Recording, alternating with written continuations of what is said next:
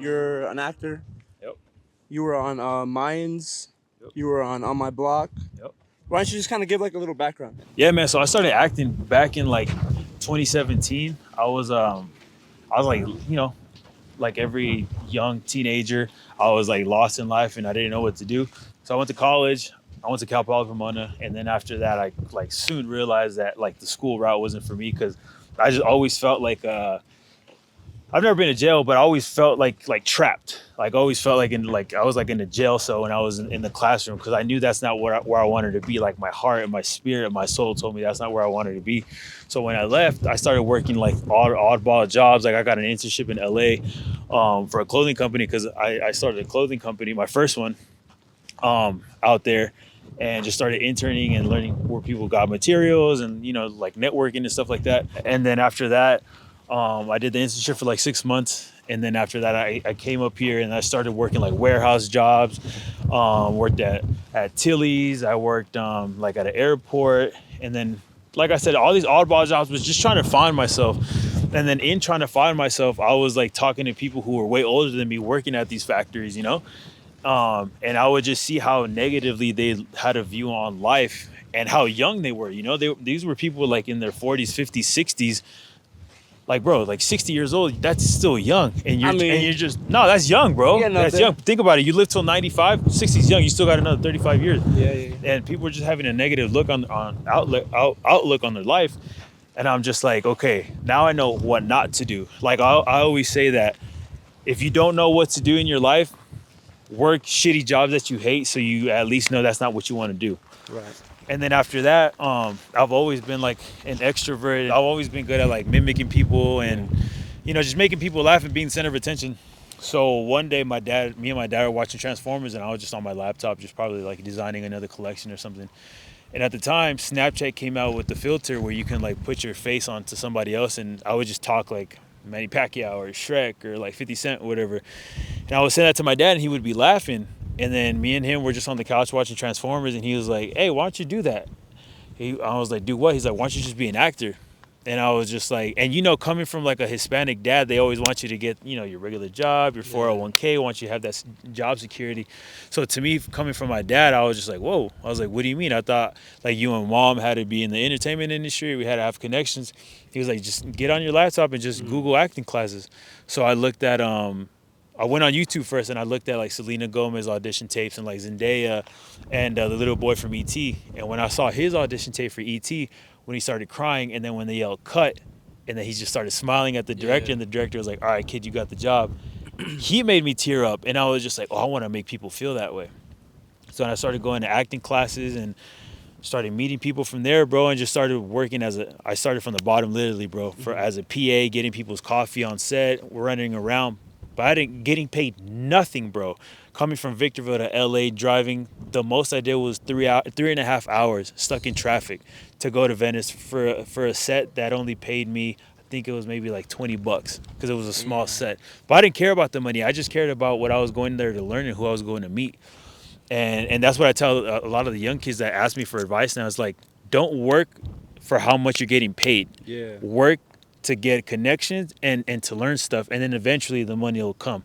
And then when you are getting money, don't work to just what you're getting paid. Do more work so you'll eventually be getting paid more. Like for example, a lot of people maybe who are working jobs making like 50 or let's say 75,000 a year, right? And you're there for maybe 3 years and haven't got a raise. You're just like, okay, well, if you're doing work that's worth 75,000, how do you expect to get a raise to 100,000? Do work that's for 100,000 while you're getting that 75 to be able to get that. People nowadays, especially like our generation and younger, we're so entitled. We're so entitled to everything. I was just telling Fernando, the camera guy, I think because we come from like immigrant families that's kind of like beaten out of us. Some literally, some not. But I was just saying how like everything that I've gotten up to this point has been because I've been willing to do more for less. There's been times where I go like 3-4 months without getting paid, but I'm investing. But I know that I'm investing into building something that's going to pay me off in the long term. When you make it transactional, it's only that. It's only about the money. But when you make it relational, you're cultivating that relationship for years down the road. It's amazing that you have this much land, but like being here, specifically this terrain, like it reminds me of this It's different from the city, huh? Yeah. But I did this short film, or actually it was a feature. It was like a super micro budget horror film. I was a sound mixer, and it was a time, kind of going off of what we were talking about, where, I was offered like a really low budget for sound, and it was like something that it really wasn't worth it to me. But I was like, and I told him no, and then I remember hanging up the phone and just That regret. Something told you. no, it was like, and I always have this, and I know whenever I have this, I've learned I have to follow it, because it's like, it's something that's like beyond me telling me, or just it's just like that That's gut your instinct, right? consciousness, bro. That's God talking to you. But I was like, so I just called him back, and I was like, nah, I'll do it, whatever. And it ended up being like one of the most like spiritually rewarding like experiences of my life. Yeah. Because I was out in Joshua Tree for 2 weeks just talking about acting. Because I was a sound mixer, but I was also my main focus was acting, and so like we kind of really all related, and we were just all out there, and it was a. Yeah. So this reminds me of that. But going back to that, I remember Okay. back then when I first started, and even now, people were at the club out partying. You gotta, stay in and grind. There's always a time and place for all that, right? For all that fun stuff and all that. But instead of that, like, I'll go to a networking event. Or when people say no to a job, I'll say yes. Because my whole thing is that, especially in the beginning, if it didn't pay minimal or at all, but I was just there to see, like I said, see who I was gonna learn, see what I was gonna learn, and see who I was gonna meet. Because you never know, that relationship with that director, producer, that other actor, actress, could be beneficial in the long run. Yeah. But a genuine relationship, like Yeah. I said, relational, not transactional. Boom. Hey Herbert, we need you to come do this. You got to drive an hour and a half, 2 hours and a half. Yes, I'll do that. I always said yes. Because when people said no, I would say yes. And I feel like that's what's helped me out in my career, because I wasn't looking at it for the money. I was looking at it for the love of it. Yeah. And then eventually, for the love of it, when you do it after so long, then comes the fruits of your labor. At what point did you kind of start to look towards like other things where you're saying like, okay, I've gotten some opportunities, now let me try to diversify? Obviously you had that in mind if you ended up Oh making yeah, for sure. Because I always knew that in order to be a millionaire, which I'm not there yet physically, but in my mind I'm already there, and I'm always operating in that frequency, is that you need multiple sources of income. And with acting, I love acting, but at the same time, it's like a wave. You're just riding the wave. And some months are better than others. And plus, I've always been into real estate. I've always loved real estate as a kid. Seeing my uncles and my parents invest in real estate in homes. I was always interested in that. So I always told myself, when I get a piece of money, I'm gonna invest my money into something that eventually is gonna be able to produce right. more money physically, and then just go up in value. I always try, after I book a role and finish wrapping the project, I always try to give myself my own wrap gift. So for example, like after I did a movie, I bought myself like a dirt bike, and then after I did a show, I bought myself something else. But then once I did a commercial, another commercial, I was like, you know what, let me invest it. And that's when I bought a piece of property, and I was like, okay, let's make a business out of it. It's so much land. Let's do something with it. And like I said, just trying to make like my own, mini Universal Studios, I guess, if you will. Yeah. Especially, people don't see a crashed airplane every single day, and I feel like that's what attracts people into it. But yeah, man, just going back to the whole real estate side, is just not acting. It's being able to leverage what I've done and what I'm continuing doing with acting, and be able to buy more properties in the near future. You have a couple different Props. props for you, and you have a lot of land here. Do you have any other plans for like what you want to do, like let's say with like this space here or anything? But yeah, man, I'm just constantly looking for more props to get on the property, be able to track, make it visually and aesthetically pleasing to the people who are going to come out here and shoot. Any other specific like props or things that you like specifically want, or you've been on the hunt for? Yeah, I want a helicopter. I want a helicopter next on set. So we'll get to it. The airplane, but I want a helicopter, or like a biplane. A smaller aircraft on here. Other than that, it would just be like, I'm planning on making, for example, right here, a basketball court made out of a railroad tie. So it'll be something kind of that a Western theme that kind of fits with the whole theme of the property.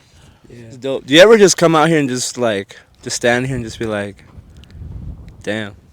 Yeah, man. Like my parents and I, we always come out here. We always invite friends and family, and I love coming out here with my dirt bike, chilling with the homies, Yeah.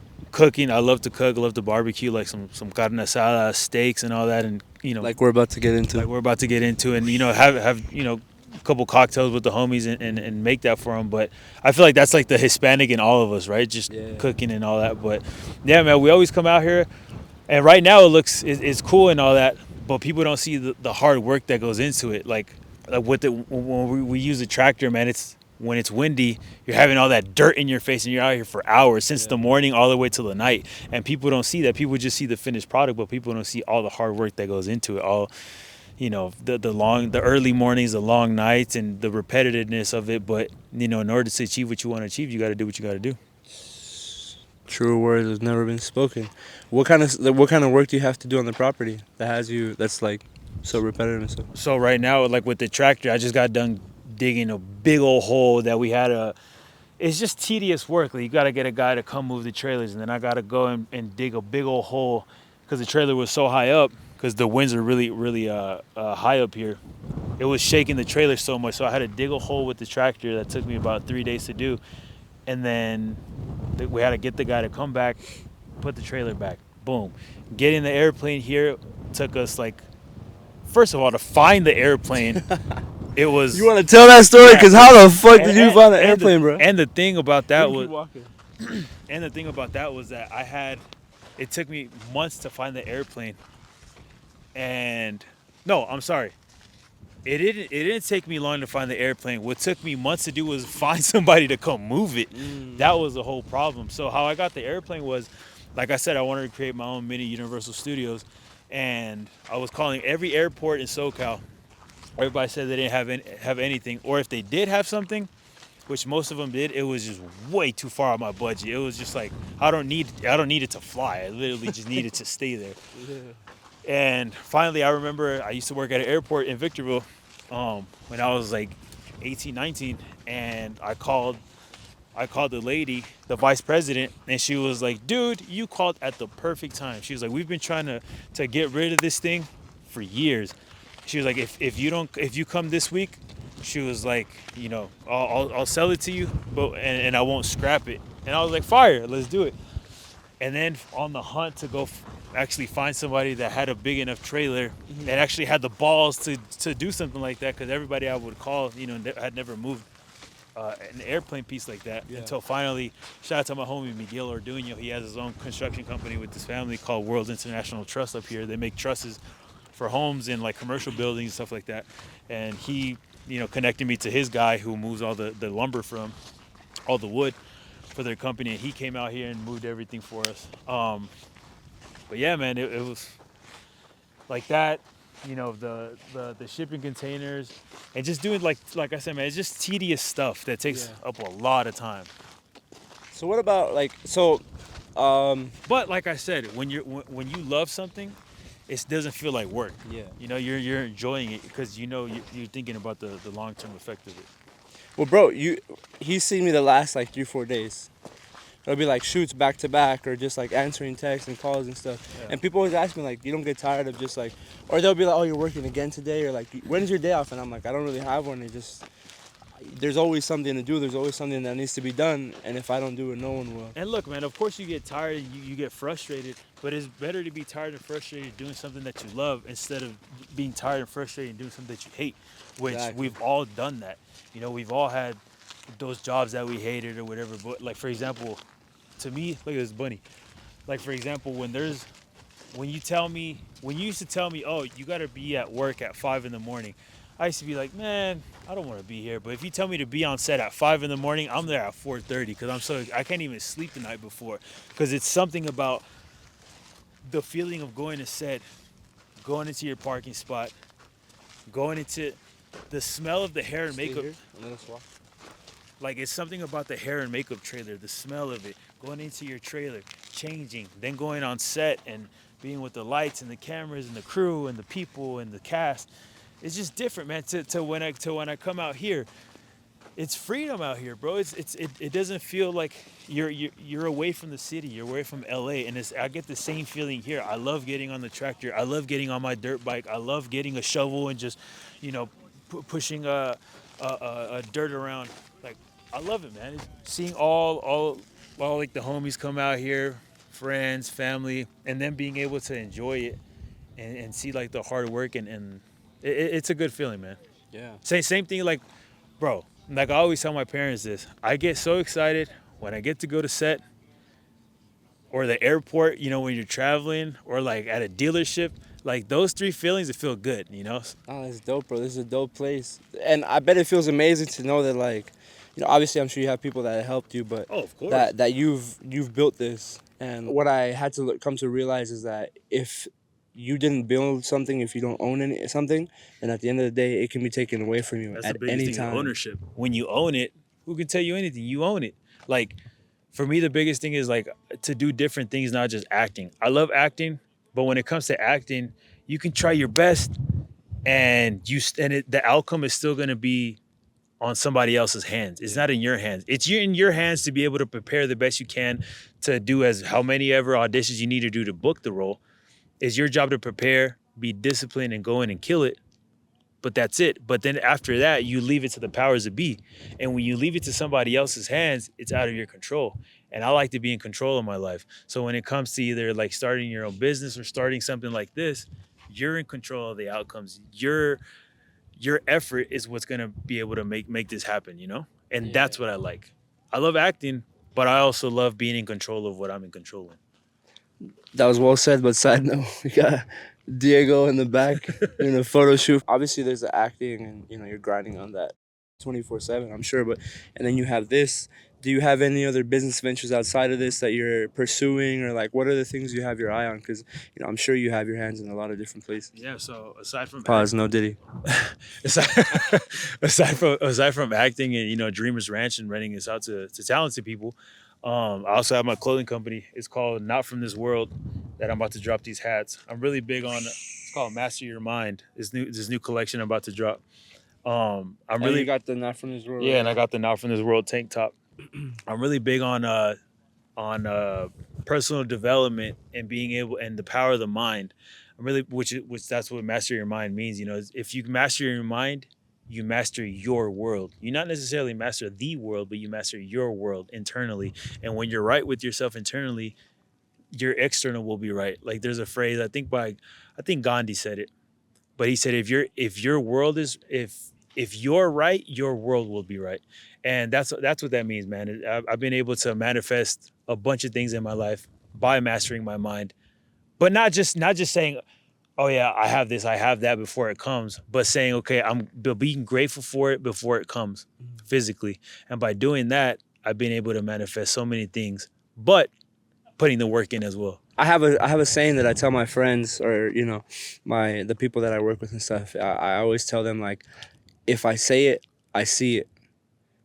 And what that means is, like, if I say that I'm gonna do something or that I have something in my mind, then I'll see it in real life. Yeah. So, like, for example, last year I remember telling my What you focus on, you attract. Exactly. So I remember telling Alan, my friend, he's that, like, I had wanted to travel for work and, like, just stay in different places for, like, months at a time. And I said this, and I remember, like, I didn't realize this when it happened, but, like, 2 months later, I got an opportunity to do, like, just that, to end up traveling for, like, a span of time. So, like, I've always felt like I've had that ability. And then I've kind of, like, placebo affected myself now to where, like, I've believed that so much to where when I say things, I feel like they're gonna happen. And that's the power of you believing it, but also I speak it into existence, but I also keep to myself. I speak it into existence to myself. I'm careful of who I tell my dreams to, because they say, like the saying goes that the fastest way to kill a dream is to tell it to a small mind. So if you tell a dream to somebody who doesn't see your vision or doesn't see a bigger life for themselves, they're just gonna shit on their dreams. They're just gonna shit on your dreams. Yeah. But if you tell it to, like, all of us, like, we have big dreams and goals.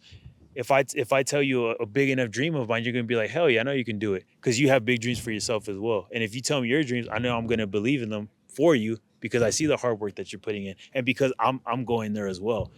But aside from acting, Dreamers Ranch, my clothing company, Not From This World, I'm also in the process of investing in real estate, not just in California, but in also all parts around the United States, of the country too. Damn, bro. So, Yeah. have you already acquired land in different places yet? I'm in the process of doing that right now. Just making big moves. Making big Herbert moves, takes yeah. big swings. Yes, sir. Bro, Vatos locos. but that's the thing, man. Like, you, big swing. Like, if he swings big, he misses big. And that's a Babe Ruth quote. And I'd rather swing big and potentially have the opportunity to hit a home run. But you have to be mindful too. If you swing big, you're gonna miss big too. But I'd rather do that because, brother, we only have one life, and if we only have one life, what's the point of dreaming small? Like, I obviously want these big dreams and accolades, and I know I'm going to make that happen career wise. But personally, we were just talking about with the homies before you guys got here. But my biggest personal dream is to be able to have my wife and my two kids, and that's what I want. Be able to find my best friend, and both of us attract ourselves into each other's life. Make her my wife, and have my daughter, and have a son, and be able to. I've always been interested in being able to lead my kids, my future kids, into the world, and being able to teach them the stuff that my mom and my dad taught me, and the people that I've learned along the way, and the stuff that I've taught myself, and be able to teach it to them too. So that's my biggest personal goal, and starting my own family, and also being able to retire my parents. Is that So like? I think finding your why is a big thing too. So if you have a big enough why, when shit gets tough, you're not gonna give up as easy because you have a big why. Is that something that's like you think of as near in the horizon for you, or is that something that that's like? Brother, if it was up to me, I would have had kids years ago. I love That's what I be saying, bro. Yeah, I love kids, but I'm mindful of who I bring into my life, as a woman into my life, and I'm not just gonna choose anybody. She has to be the right one. So until I find the right one, and then I come into her life as well, it's on the grind. It is, and like I said, when I find the right one, and we do have kids, it's still gonna be on the grind, be able to provide, protect, and love for my family, and for my parents, and any other people that come into my life. But that, to me, that's what I'm always manifesting, is having that near and dear in the horizon. Yeah. Because to me, I'm always thinking about it being like being young, and then having kids, watch them grow up, and then when I'm like 50, 60, being able to see them grow up and have them have their own kids. Yeah, the homies are just. I know it's freaking Diego Dinero over there. Bro, I have a vision board, a personal vision board, and a career vision board, and I have a picture of me like kneeling down to my wife. It's not me. It's like a silhouette of somebody doing that at the beach. But I always manifest to that, to retire my parents, to achieving the things that I want in my career, and in real estate or business and all that. I just think it's interesting because not a lot of people share those sentiments. Like most people our age, that's like the last thing they want to do. It's different from back in the day, from our parents. A lot of guys, because people would settle down in like 22. That was like old, but now there's guys I know that are like 30, 33 who they're still like just living the single life, And I think that's fine if that's what you want to do. But I think for the most part, it's just like you're kind of just pushing it off. And I personally, I want to be a young dad. I don't want to be freaking. I don't want to have my first kid at 40 or some shit. Yeah, I mean, be all wallowing and shit. Yeah, I mean, but to each his own. Everybody has their own way they want to maneuver their life. But for me, that's what I see in my future: being able to be, a young dad, and find my best friend, and a wife, and be able to have our own kids, and be able just to guide them to the world. So personally, that's my biggest dream, and being able to retire my parents. So for me, I operate in the present and in the future. So whenever times get tough, or you feel like you don't know if this is for you or whatever, I think about my future self with my wife and my kids, and I'm like, I'm not gonna give up, because if I give up, what are they gonna learn? So that's what keeps me going too.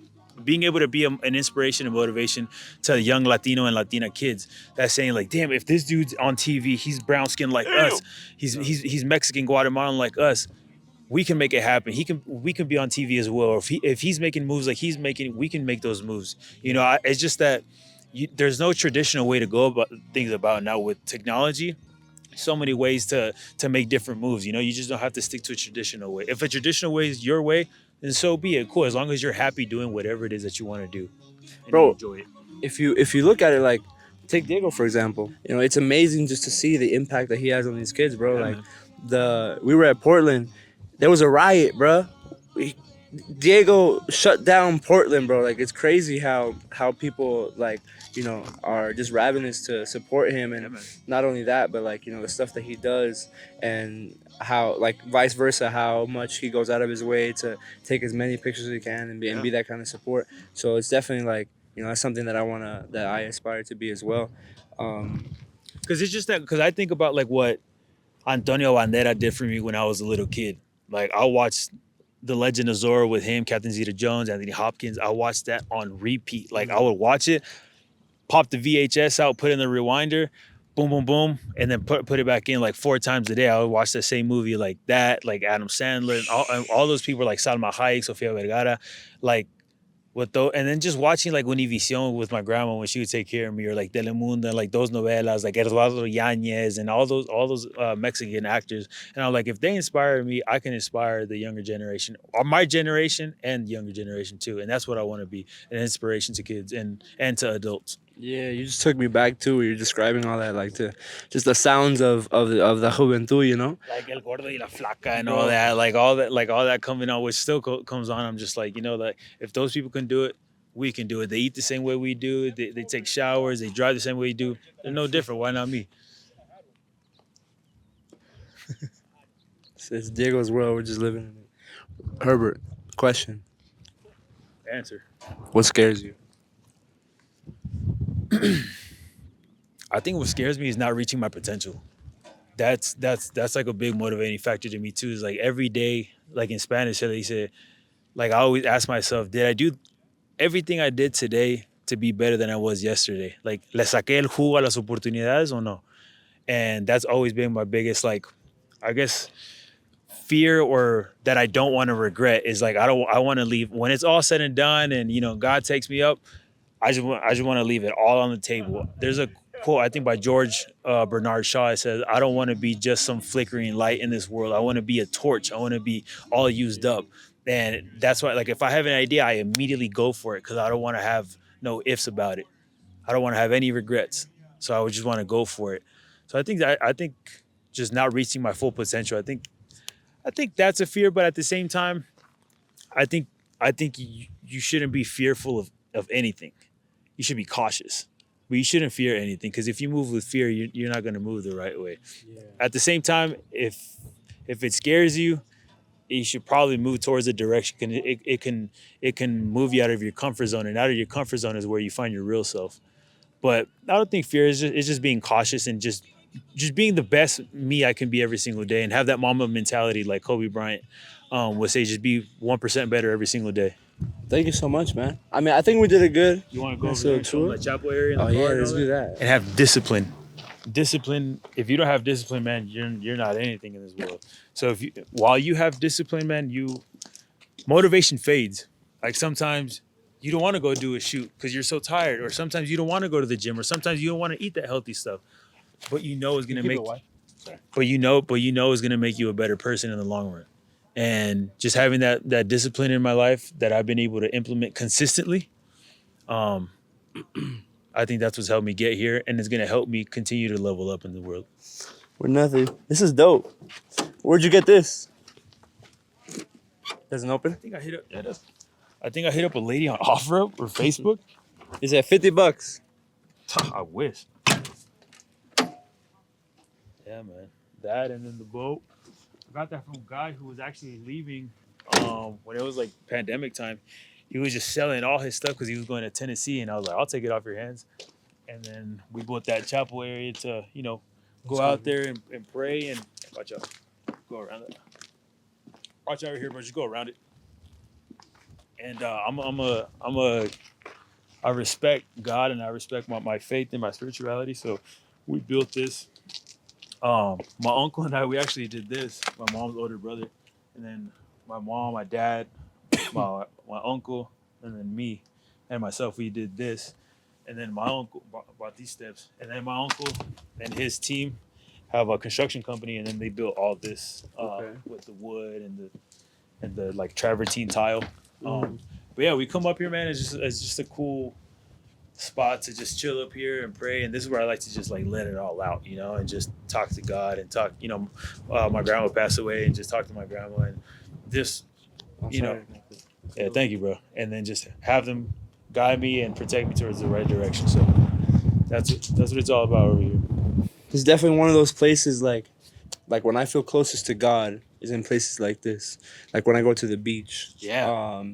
When you're on the top of a mountain and just the wind is kind of blowing, like I feel like that's where you kind of are able to get closer. So this is kind of, it just has that energy here. Maybe it's, you know, because you guys have added that as well, but like just the mountain in the back. This feels infinite. It's just different from the city. Like when you come from LA or another part of SoCal or anywhere, it's just different. And like you mentioned the water, I always go to the beach, man. I always go to Laguna, and that's where because I see myself. They say that if you see yourself doing something, that's God talking to you, that it's already done.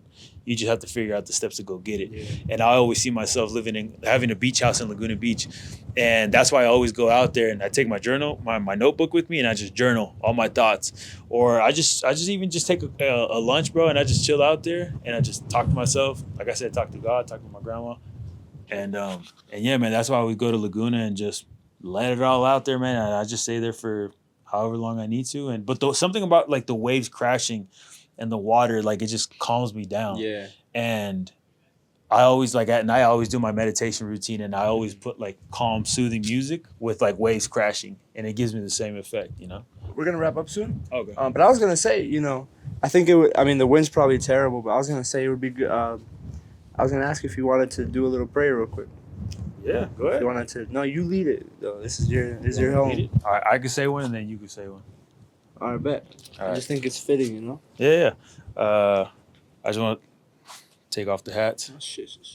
I would say thank you, God, for bringing all the homies out here today, and for allowing us to have this. It's an interview and start this podcast journey for Jose and his whole team. And thank you for everything you've done for him, everything you've done for me, everything you've done for Diego and his team. And shout out to Matthew, who's over here as well, and Jose's videographer. Thank you. We have gratitude. Thank you for the health, the wealth of my family, my friends. Please keep watching over my family, my friends, Herbert's family, everyone that's been kind of contributing to the journey that we've been on so far. I have more blessings than I could ever ask for, so you know, I'm just grateful every day and ask that you help us continue to be the best that we can be. Amen. Amen. And it's crazy. It's a beautiful thing that we just did right now. It's pretty. I said this on my pod, but I asked him for like a sign, and he gave me a sign to keep going. And I told him, if you give me a sign, I'll never give up. And so when I finished shooting Mayans, that's why I got Gracias a Dios tatted on me. Because every time I look down at this tattoo, it reminds me of the time that I was in when I needed God's help, and I asked him for it, and he immediately delivered. And you know, like this is my rap gift to myself as well. But it just means more to me because I asked God for a sign, and I got that sign, and I ran with it, and I told him, "Thank you, God, I'll never give up."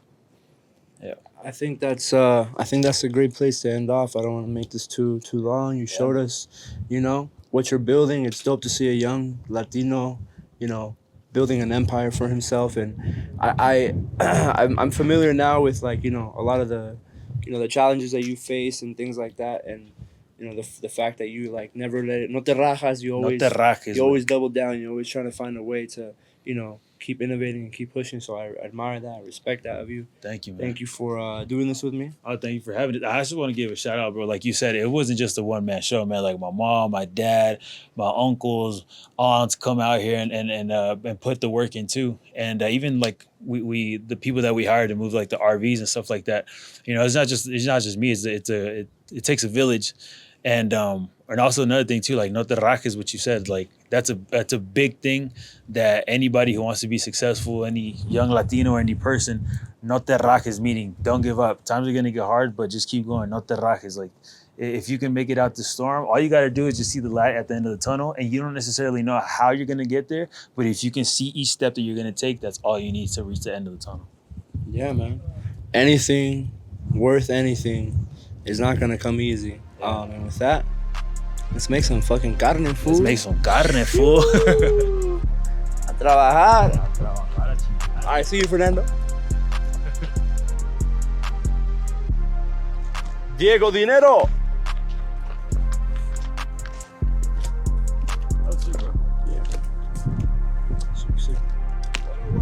Listo.